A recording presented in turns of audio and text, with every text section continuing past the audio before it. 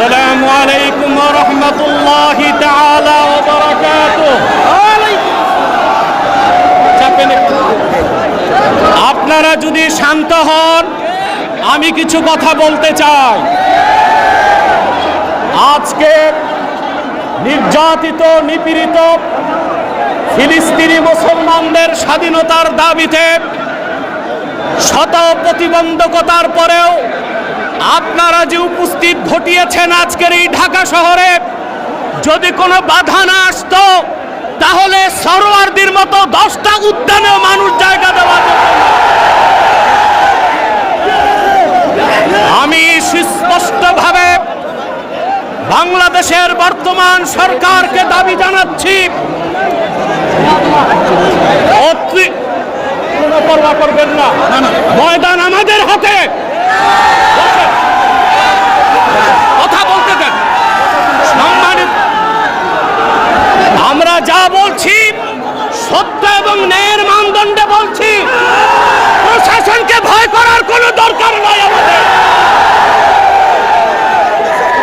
বাংলাদেশ সরকারকে রাষ্ট্রীয়ভাবে জাতিসংঘের কাছে প্রতিবেদন করতে বলছি।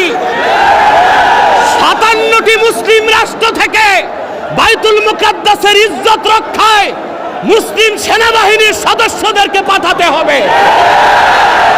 বাংলাদেশ থেকে লক্ষ লক্ষ মুসলমান ফিলিস্তিনের স্বাধীনতা উদ্ধারে ইসরায়েলের 20 ধাপ ভেঙে দিতে যেতে প্রস্তুত আছে। ইসরায়েলের দোসর হচ্ছে পার্শ্ববর্তী হিন্দুস্তান। ইসরায়েলের চিরবন্ধু হিন্দুস্তানের সাথে বাংলাদেশের কোনো ব্যবসায়িক চুক্তি হতে পারবে না, কোনো রাজনৈতিক চুক্তি হবে না।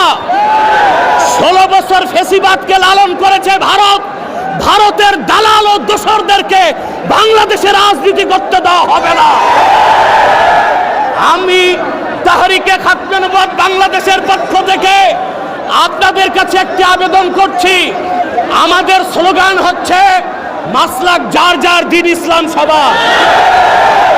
আজকে তার প্রমাণ তাহরিকে খাতমে নবুয়তের আমির দেখাতে পেরেছে।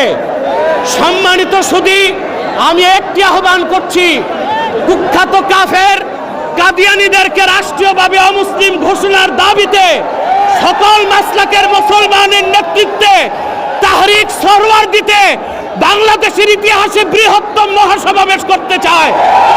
কারা কারা প্রস্তুত আছেন হাত তুলে দেখান। আখির দাওয়ানা আনিল হামদুলিল্লাহি রাব্বিল আলামিন।